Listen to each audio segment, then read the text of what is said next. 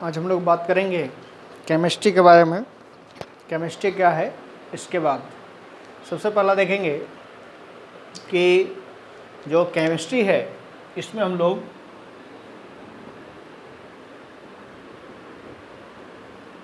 Chemistry में मेरा 3 part होता है।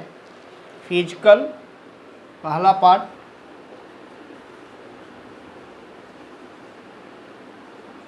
फिजिकल केमिस्ट्री दूसरा, ऑर्गेनिक केमिस्ट्री और तीसरा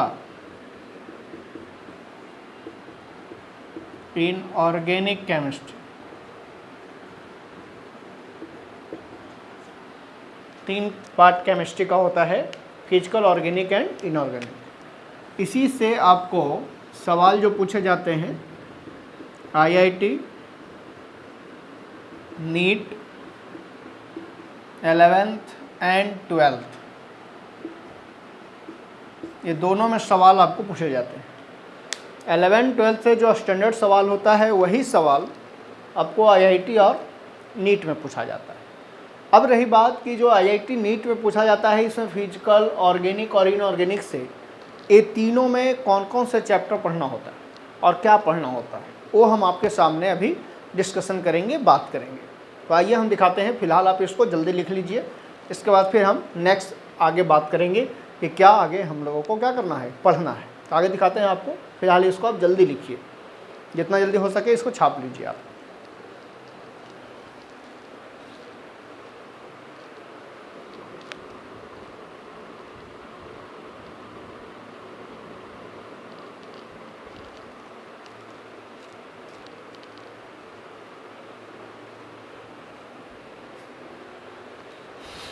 चलिए, तो हम लोग अब आगे बात करते हैं। क्या अब हम लोग पढ़ेंगे कि तीनों जो पार्ट है केमिस्ट्री का, उस तीनों पार्ट में क्या क्या हम लोगों को पढ़ना है।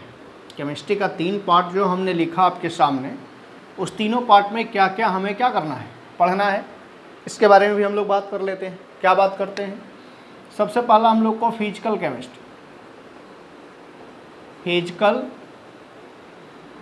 केमिस्ट्री में हम लोगों को 1 लिखने का मतलब कि 11th केमिस्ट्री में, फिजिकल का 11th केमिस्ट्री में क्या पढ़ना है आपको। फिर उसके बाद ऑर्गेनिक केमिस्ट्री 1, फिर आपको इनऑर्गेनिक केमिस्ट्री 1 में हम लोगों को क्या क्या चैप्टर पढ़ना है, कौन कौन सा चैप्टर पढ़ना है, इसके बारे में हम बात करते हैं। पहला हम लोग बात करते हैं इसमें क्या, मोल कॉन्सेप्ट। दूसरा इसमें है हमारा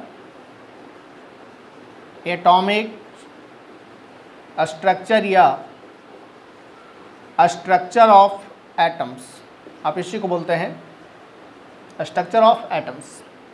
और तीसरा है आपका रेडॉक्स रिएक्शन, जिसको आप ऑक्सीडेशन रिडक्शन भी बोलते हैं। और चौथा है आपका स्टेट ऑफ मैटर, या इसी को आप लिख सकते हैं गैसियस स्टेट। और पांचवा है आपका chemical thermodynamics.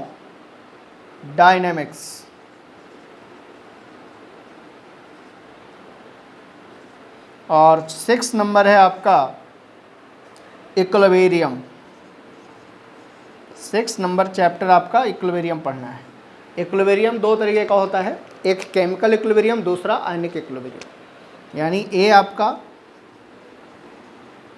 Chemical equilibrium, इक्विबी dot लिखेंगे, समझ जाइएगा।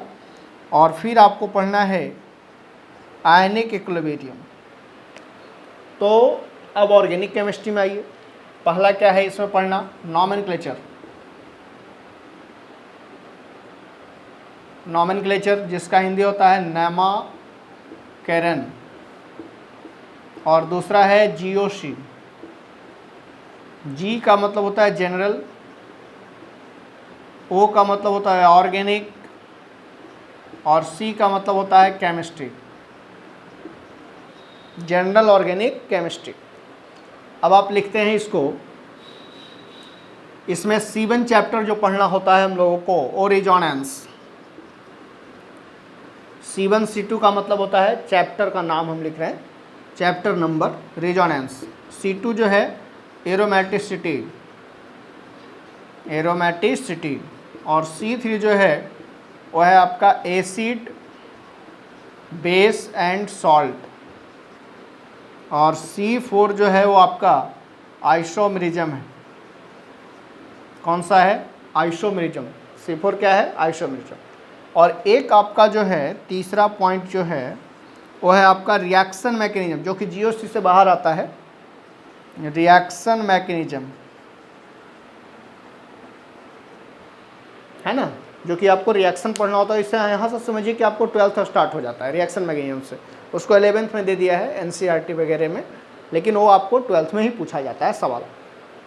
तो अब रही बात इनऑर्गेनिक केमिस्ट्री में आपको क्या पढ़ना है भाई। तो इनऑर्गेनिक केमिस्ट्री में पहला चैप्टर आपको पढ़ना है केमिकल बॉन्डिंग, केमिकल बॉन्डिंग पढ़ना है पहला चैप्टर। और दूसरा चैप्टर इसमें पढ़ना है पीरियोडिक टेबल, जिसको आप पीटी के नाम से जानते हैं। इसमें आपका S ब्लॉक से पढ़ना है पहला, और B इसमें हाइड्रोजन पढ़ना है। तो इतना ही चैप्टर आपको इनऑर्गेनिक में 11th में पढ़ना है, केमिस्ट्री 1 में पढ़ना है।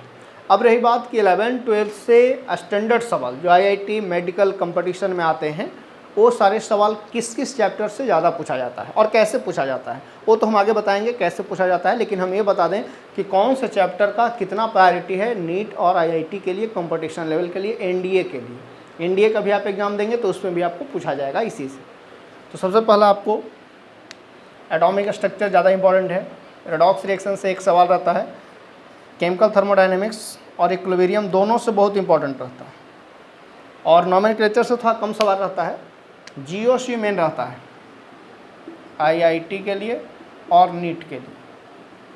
और फिर केमिकल बॉन्डिंग से, फिर केमिकल बॉन्डिंग से सवाल क्या आते हैं? ज़्यादा आते हैं।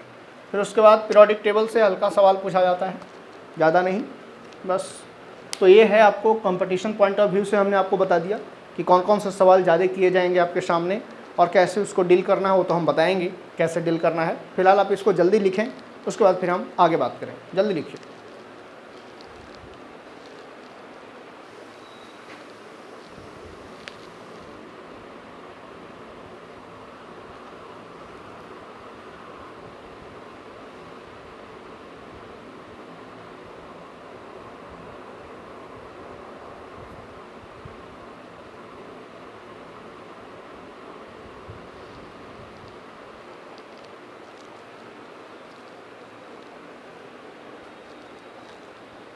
चलिए, तो आप लिख लिए होंगे इसको।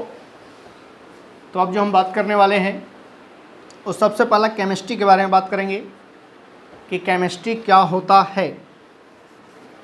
इसके बारे में हम आपको दिखाते हैं कि केमिस्ट्री हम किसे कहते हैं।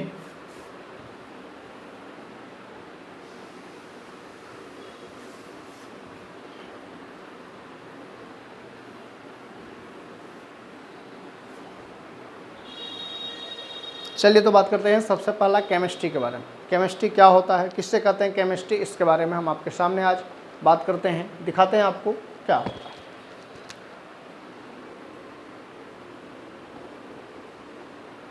केमिस्ट्री का डिफाइन हम करेंगे सबसे पहला, जिसका हिंदी होता है रसायन शास्त्र। तो लिखेंगे क्या? Chemistry is that of science which investigates the composition and structure of substance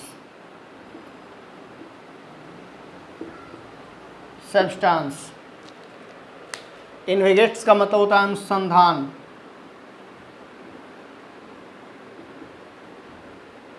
Hindi होता है उसका अनुसंधान। और कंपोजिशन का मतलब होता है गुण, और स्ट्रक्चर ऑफ सब्सटेंस का मतलब होता है पदार्थ, और स्ट्रक्चर का मतलब होता है संरचना, या इसी को आप लिख सकते हैं बनावट।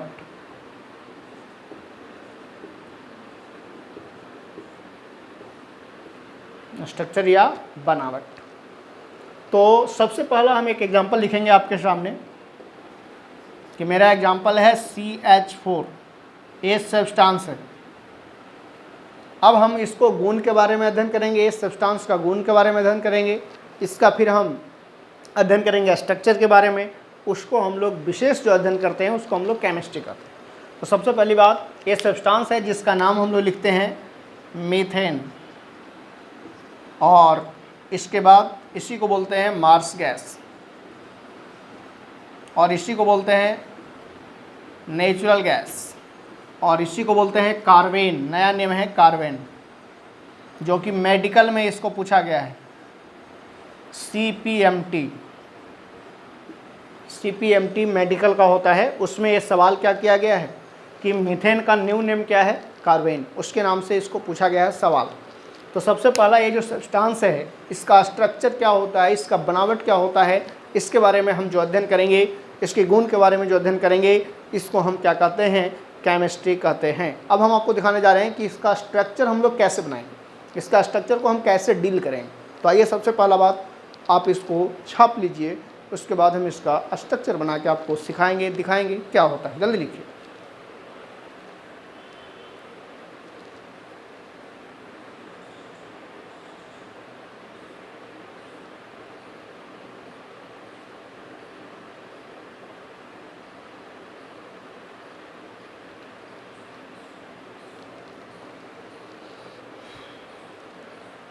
तो हम मिटा सकते हैं इसको आपको।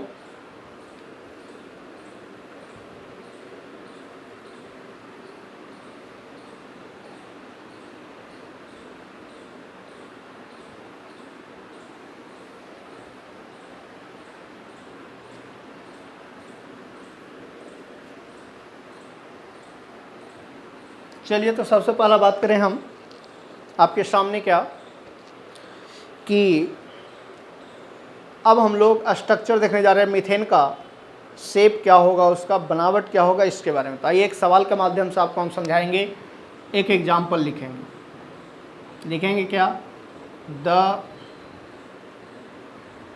Structure of methane is, methane का स्ट्रक्चर क्या है। ऑप्शन ए है टेट्राहेड्रल, ऑप्शन बी है trigonal bipyramidal, option C है लीनियर, ऑप्शन डी है हेक्सागोनल। चलिए, तो इतने सारे हम लोग ऑप्शन लिए हैं, इसमें हम लोग को देखना है कि मीथेन का स्ट्रक्चर कैसा होता है, यानी मीथेन किसका बनावट क्या होता है, कैसे हम लोग मीथेन को क्या करते हैं, बनाते हैं। तो आइए बात करते हैं सबसे पहला CH4, इसका नाम तो आप पढ़ के आए हैं, मीथेन या कार्बन। देखिए, इसमें दो चीज़ है, दो चीज़ का मतलब क्या, एक कार्बन है और दूसरा क्या है, हाइड्रोजन। जब ये दोनों मिलता है तो निर्माण करता है हाइड्रोकार्बन कंपाउंड। यानी आपसे कोई पूछता है कि मीथेन एक कैसा कंपाउंड है, तो कहना है हाइड्रोकार्बन कंपाउंड। पूछिए कैसे, हाइड्रोकार्बन कंपाउंड कैसे है सर। तो इस मीथेन का निर्माण यानी कार्बेन का निर्माण किसके थ्रू हुआ है, कार्बन और हाइड्रोजन के मिलने से हुआ है। तो जब मिला आपस में तो एक हाइड्रोकार्बन कंपाउंड बना। तो कोई भी हम लोग से डेफिनेशन पूछता है, परिभाषा पूछता है कि हाइड्रोकार्बन को आप डिफाइन कीजिए, तो आप बता सकते हैं उसको कि compound which contain only carbon and hydrogen is called hydrocarbon. यानी इसको हिंदी में कैसे बोलेंगे, वैसा ऑर्गेनिक कंपाउंड या कार्बनिक कंपाउंड जिस कंपाउंड का निर्माण कार्बन और हाइड्रोजन के मिलने से होता है, उसको हम लोग क्या कहते हैं, कार्बन यौगिक कहते हैं या हाइड्रोकार्बन कंपाउंड कहते हैं। समझ गए बात को? तो आगे आइए, अब इसके हम बनावट के बारे में देखते हैं, संरचना के बारे में देखते हैं। तो सबसे पहला बात करेंगे, कार्बन है जिसका Z = 6, A = 12। अब Z और A क्या है? Z है आपका एटॉमिक नंबर और A क्या है? Atomic mass. सवाल ये आता है कि एटॉमिक नंबर का जस्ट दुगना होता है एटॉमिक मास, यानी किसी भी एटम का निर्माण, कार्बन हो या कार्बन से अदर एटम जो हो, उसका निर्माण 3 फंडामेंटल पार्टिकल के मिलने से होता है। वो फंडामेंटल पार्टिकल है, एलिमेंट्री पार्टिकल उसी को बोलते हैं आप। वो पार्टिकल है आपका इलेक्ट्रॉन, प्रोटॉन और न्यूट्रॉन। यानी किसी भी एटम का निर्माण 3 बेसिक पार्टिकल मिलने से होता है, फंडामेंटल पार्टिकल को मिलने से होता है। इलेक्ट्रॉन, प्रोटॉन और न्यूट्रॉन के मिलने से क्या होता है? इसका निर्माण होता है किसी कार्बन एटम का या कोई भी एटम का। यानी उसका बेसिक पार्टिकल कौन है? 3, इलेक्ट्रॉन, प्रोटॉन और न्यूट्रॉन। तो आइए, कार्बन का एटॉमिक नंबर आप 9th में पढ़ के आए होंगे, 10th में। इसका इलेक्ट्रॉनिक विन्यास कैसे आप लिखते हैं?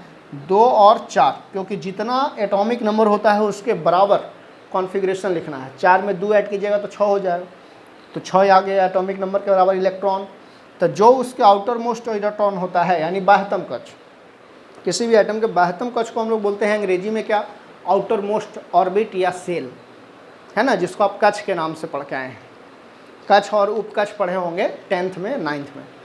तो इसको हम लोग बोलते हैं आउटर मोस्ट ऑर्बिट, और इसी को बोल सकते हैं आप वैलेंस ऑर्बिट। और किसी भी ऑर्बिट, इसी को आपको इच्छा करें तो सेल भी आप लिख सकते हैं, इसी को इच्छा करें तो आप सेल भी लिख सकते हैं, SHELL, सेल, है ना। तो किसी भी एटम के आउटर मोस्ट ऑर्बिट में, यानी बाह्यतम कक्ष में, जितना इलेक्ट्रॉन होता है वह इलेक्ट्रॉन वैलेंस इलेक्ट्रॉन कहलाता है। यानी ये वाला इलेक्ट्रॉन आपका वैलेंस इलेक्ट्रॉन कहलाएगा। किसका? कार्बन का। कोई आपसे पूछे अगर कि कार्बन का वैलेंस इलेक्ट्रॉन कितना है, जिसको हिंदी में संयोजी इलेक्ट्रॉन बोलते हैं, वैलेंस इलेक्ट्रॉन को आप हिंदी में संयोजी इलेक्ट्रॉन बोल सकते हैं, तो कितना है भाई? तो 4, है ना। तो देखिए तो बाबू, एक कार्बन के साथ कितना इलेक्ट्रॉन है? 4 गो, मतलब आउटर मोस्ट में। तो इसको हम दर्शाते कैसे हैं? According to Lewis dot structure. तो हम यहाँ साइड में लिखेंगे, क्या लिखेंगे साइड में? According to Lewis dot structure.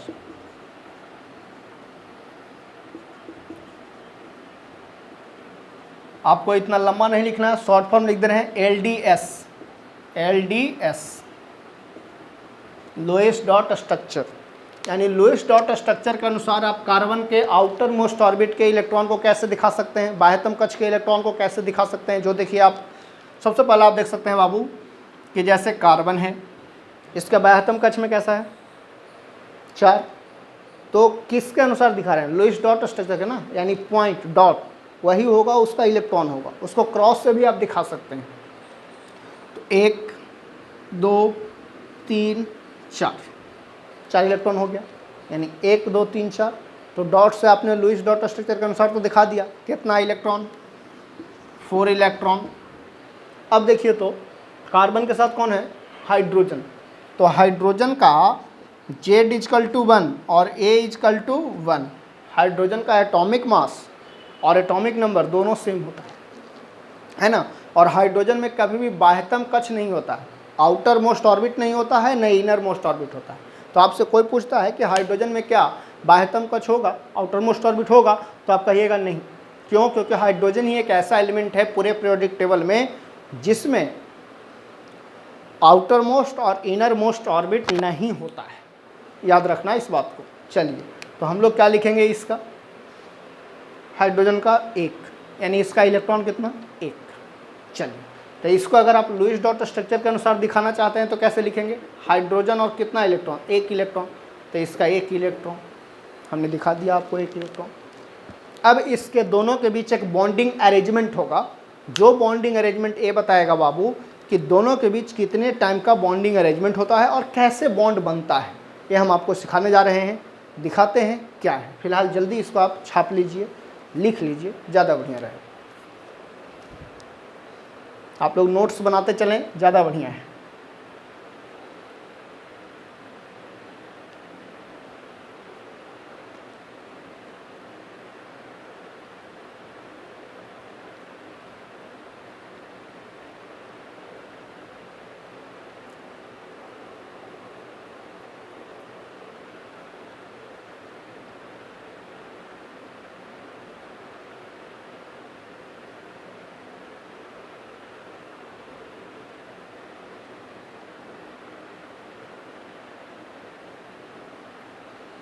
चलिए, तो आप लिख लिए होंगे इसको। अब हम मिटाते हैं।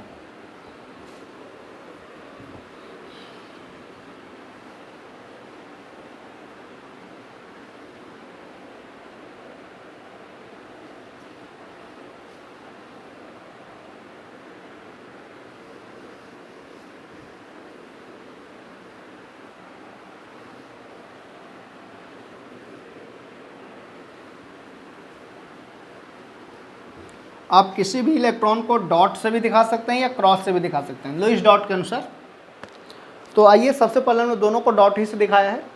तो कार्बन के पास कितना इलेक्ट्रॉन होता है छोटू? 4। तो 4 इलेक्ट्रॉन कार्बन को आप दिखा दीजिए। अब देखिए, तो एक कार्बन से कितना इलेक्ट्रॉन हाइड्रोजन बॉन्ड बनाया है? 4 को हाइड्रोजन, यानी एक हाइड्रोजन जो है उसके पास इलेक्ट्रॉन 1 है। तो 4 हाइड्रोजन के पास कितना इलेक्ट्रॉन हो जाएगा? 4 ना। तो चारों हाइड्रोजन मिलकर किससे बॉन्ड बनाएगा? कार्बन से। तो देखिए, हाइड्रोजन का इलेक्ट्रॉन, हाइड्रोजन का इलेक्ट्रॉन, हाइड्रोजन का इलेक्ट्रॉन, हाइड्रोजन का इलेक्ट्रॉन, यानी चारों हाइड्रोजन मिल गया कार्बन के साथ। तो अब देखिए, ए इससे शेयर करेगा, ए इससे शेयर करेगा, ए इससे शेयर करेगा, ए इससे शेयर करेगा। यानी अब आप मैथ में पढ़े होंगे, 2 बिंदु जब मिलता है तो एक लाइन का निर्माण होता है ना। 2 पॉइंट मिलता है तो एक लाइन बनता है। बट यहाँ क्या होगा कि आपका 2 लाइन मिला तो एक बॉन्ड बना, यानी यहाँ 2 इलेक्ट्रॉन मिल रहा है दोनों एटम का, तो एक बॉन्ड का निर्माण होगा। मैथ में आप 2 बिंदु से एक लाइन खींचते थे, तो यहाँ 2 इलेक्ट्रॉन से एक बॉन्ड बनाइएगा केमिस्ट्री में। तो सेम एज ये भी करेगा वही काम, सेम एज ये भी वही काम करेगा, सेम एज ये भी वही काम करेगा। तो अब आइए एक बात बताते हैं, किसी भी एटम को स्टेबल होने के लिए उसके पास 8 इलेक्ट्रॉन को होना बहुत ज़रूरी है। जैसे आप भोजन खा करके स्टेबल हो जाते हैं, तो उसी तरीके से कोई भी एटम बॉन्ड बना के स्टेबल होना चाहता है। तो कोई भी एटम के पास अगर 8 इलेक्ट्रॉन फुलफिल हो गया तो समझिए कि वह एटम स्टेबल है। और अगर 8 इलेक्ट्रॉन से कम हुआ तो अनस्टेबल है, 8 इलेक्ट्रॉन से ज़्यादा भी होगा तो अनस्टेबल होगा। पूछिए क्यों? अगर मान लीजिए कि आपके पास 5 रोटी खाने का कैपेसिटी है, आप खा लिए 3 रोटी, तो अपने कैपेसिटी से कम खाए, तब भी आप अपने आप को असहज महसूस कीजिएगा कि आज ज़्यादा नहीं खाए, मतलब आज पेट नहीं भरा, आप ये सोचिएगा, यानी आपका स्टेबिलिटी फुलफिल नहीं हुआ। चलिए, अगर आप 5 इलेक्ट्रॉन से ज़्यादा, 5 रोटी से ज़्यादा खा लिए, 10 रोटी खा लिए, 8 रोटी खा लिए, तो आपका क्या हुआ? पेट ज़्यादा भर गया। तब उस केस में आप क्या कीजिएगा? तब भी अनस्टेबल होइएगा।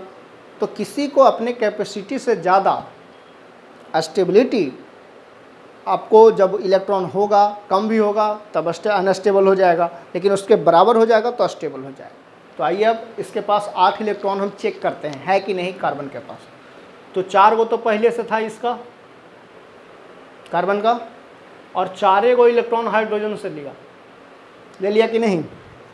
चलिए, तो ले तो लिया भाई, यानी बॉन्ड बना लिया। तो अब देखते हैं, हम आपको दिखाते हैं, साफ साफ दिखेगा। देखिए, आपको साफ साफ 8 इलेक्ट्रॉन दिखेगा हो, 1 गो, 2 गो, 3 गो, 4 गो। एक बॉन्ड का निर्माण 2 इलेक्ट्रॉन से। तब बताइए कि एक बॉन्ड में 2 इलेक्ट्रॉन है, तो 4 बॉन्ड है तो कितना इलेक्ट्रॉन? 4 दूना का 8 इलेक्ट्रॉन। तो यहाँ पे कितना इलेक्ट्रॉन है? 8 इलेक्ट्रॉन ऑन कार्बन। कार्बन पर कितना इलेक्ट्रॉन है? 8 इलेक्ट्रॉन।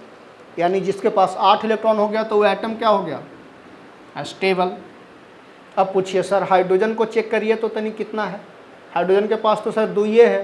हाँ, तो अब आइए, हाइड्रोजन ही एक ऐसा एलिमेंट है जो स्टेबिलिटी के लिए, अपने स्टेबिलिटी के लिए मात्र 2 इलेक्ट्रॉन लेता है, एगो अपना वाला, एगो किसी से ले लिया तब स्टेबल हो गया।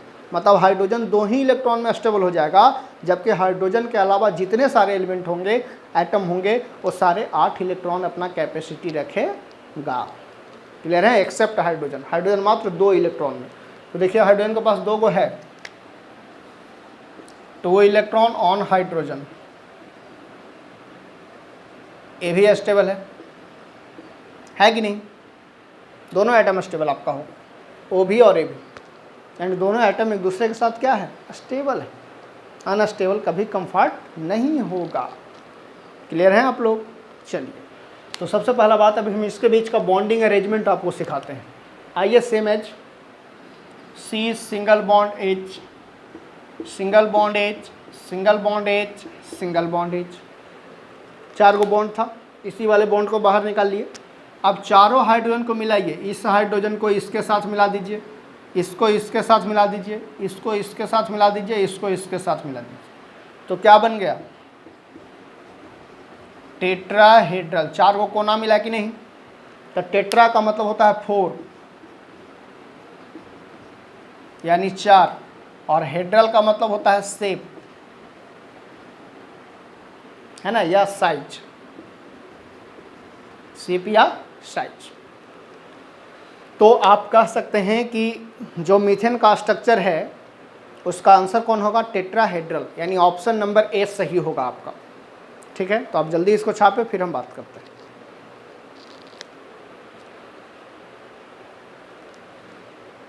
इसको आप जल्दी छाप लीजिए, फिर हम बात करते हैं आगे।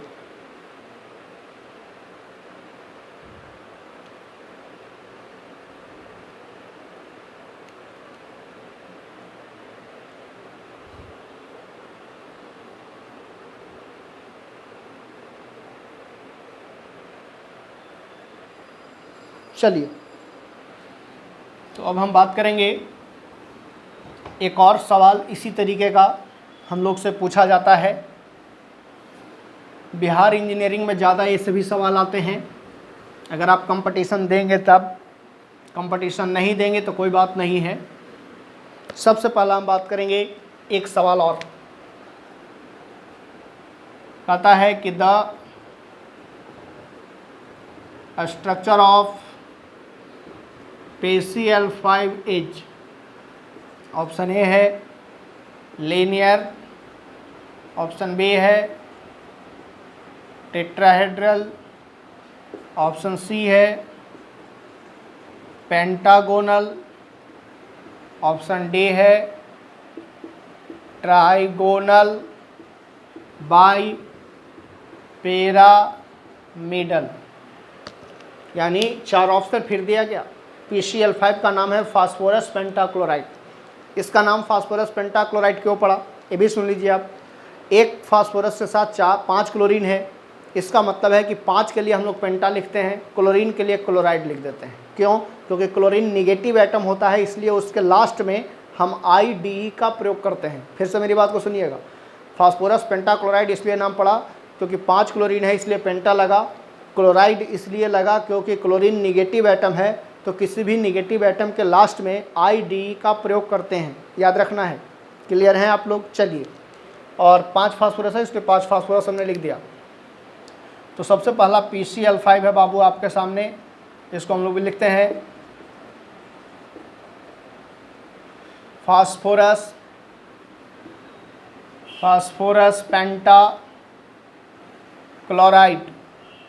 इसको क्या लिखते हैं? Phosphorus pentachloride. दिखाते हैं आपको। फास्फोरस का एटॉमिक नंबर Z=15 और एटॉमिक मास A=एटॉमिक मास, याद रखना है आपको, 31। फास्फोरस के पास जो इलेक्ट्रॉन होता है बाबू वो 15 होता है, तो उसको हम इलेक्ट्रॉनिक विन्यास में कैसे दिखाते हैं? जो देखिए 2, 8 और 5, यानी इसके आउटर मोस्ट में कितना इलेक्ट्रॉन हो गया? 5। यानी फास्फोरस का वैलेंस इलेक्ट्रॉन कितना? 5। जितना आउटर मोस्ट ऑर्बिट में इलेक्ट्रॉन होता है वही इलेक्ट्रॉन उसका वैलेंस इलेक्ट्रॉन कहलाता है, संयोजी इलेक्ट्रॉन कहलाता है। याद रखना इस बात को। अगर आपका सामने क्लोरीन है तो क्लोरीन का एटॉमिक नंबर 17 होता है और इसका एटॉमिक मास जो होता है बाबू 35.5 होता है, याद रखना है। अब चलिए इसका कॉन्फ़िगरेशन अगर आप लिख देते हैं तो 2, 8 और 7 हो जाएगा, यानी इसके आउटर मोस्ट में कितना इलेक्ट्रॉन है, 7। अब दोनों के आउटर मोस्ट ऑर्बिट है, आउटर मोस्ट ऑर्बिट। अब आइए इस दोनों के बीच बॉन्डिंग अरेंजमेंट करेगा, तो क्या करेगा भैया, दिखाते हैं आपको। अकॉर्डिंग टू LDS, अब हम पूरा लुईस डॉट स्ट्रक्चर नहीं लिखेंगे, शॉर्ट फॉर्म LDS लिखेंगे, आप समझ गए होंगे। LDS का मतलब क्या होता है, लुईस डॉट स्ट्रक्चर। तो फास्फोरस है, इसके पास 5 इलेक्ट्रॉन है, पाँचों इलेक्ट्रॉन को आप दर्शा दीजिए। क्लोरीन है, इसके पास 7 इलेक्ट्रॉन है, सातों इलेक्ट्रॉन को दर्शा दीजिए। यहाँ 7 इलेक्ट्रॉन, यहाँ 5 इलेक्ट्रॉन, यानी इसका वैलेंस इलेक्ट्रॉन 5, इसका वैलेंस इलेक्ट्रॉन 7। अगर आपसे कोई पूछे कि क्लोरीन का वैलेंस इलेक्ट्रॉन 7, अगर आपसे कोई पूछे कि फास्फोरस का वैलेंस इलेक्ट्रॉन, तो आप कितना बता सकते हैं, 5। ठीक है, जल्दी छापें, फिर हम इसका स्ट्रक्चर की ओर बात करते हैं, उसके बाद आंसर की ओर बात करेंगे आपके साथ। जल्दी लिखिए।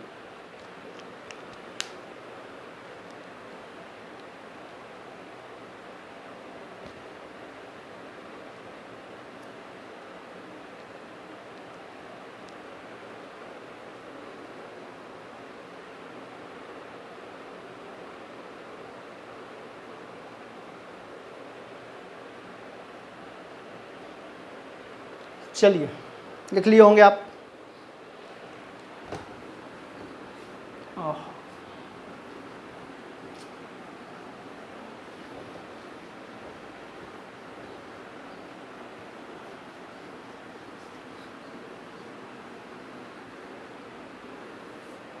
चलिए तो सबसे पहला हम बात करेंगे फास्फोरस है बाबू, उसके पास इलेक्ट्रॉन 5 को इलेक्ट्रॉन आप दर्शा दीजिए, 5 को इलेक्ट्रॉन दर्शा दिया। अब आपके सामने क्लोरीन भी है, 5 वो क्लोरीन है, तो 5 क्लोरीन को भी दर्शा दीजिए, बॉन्ड बनाएगा सब एक दूसरे के साथ।